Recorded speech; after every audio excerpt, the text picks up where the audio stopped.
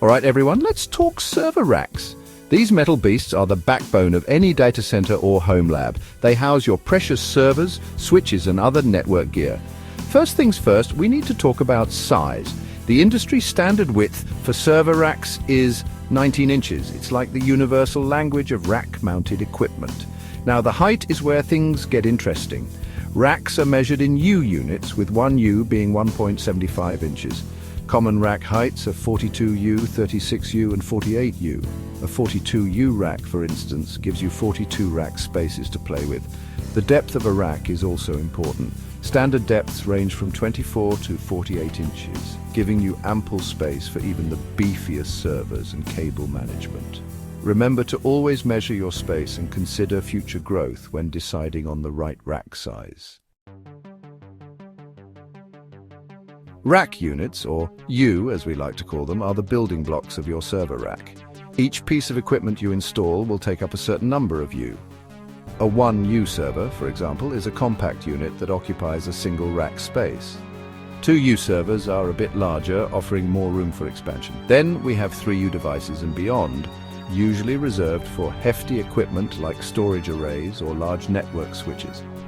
Knowing how many U each device uses is crucial for planning your rack layout. You don't want to end up with a half-populated rack because you miscalculated your requirements. Remember, organization is key to a clean and efficient setup. Before you start mounting equipment willy-nilly, let's talk about planning your rack layout. This is crucial for both cooling and safety. First and foremost, airflow is king. Most server racks use a front-to-back cooling system.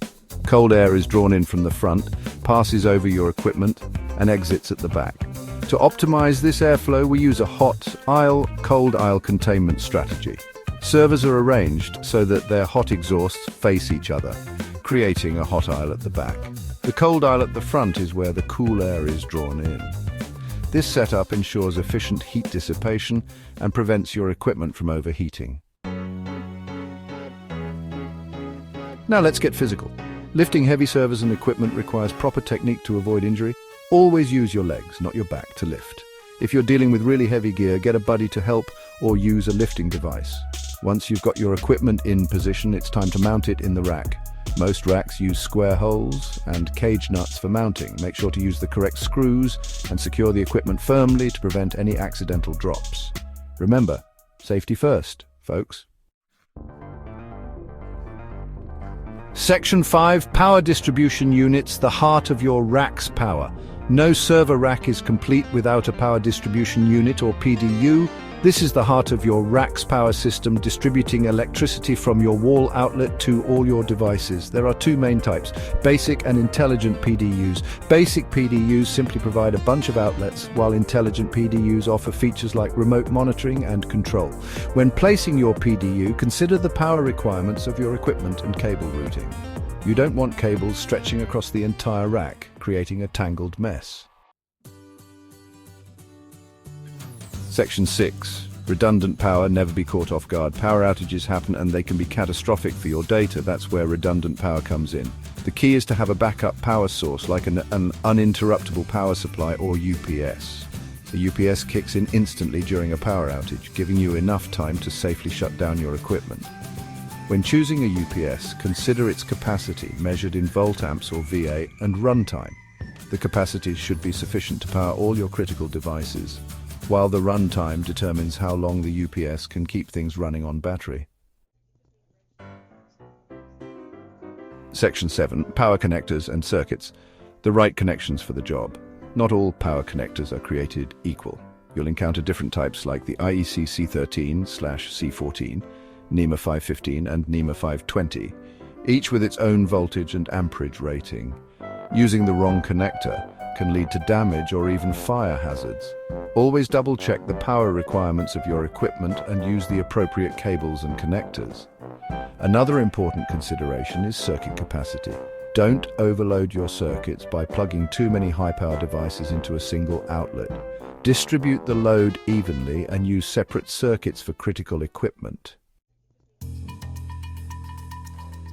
Section 8. Cable management, taming the wire jungle. Cable management, the bane of every tech enthusiast's existence. But fear not, with a little planning and the right tools, you can tame even the wildest cable jungle. Start by planning your cable routes before you even start plugging things in.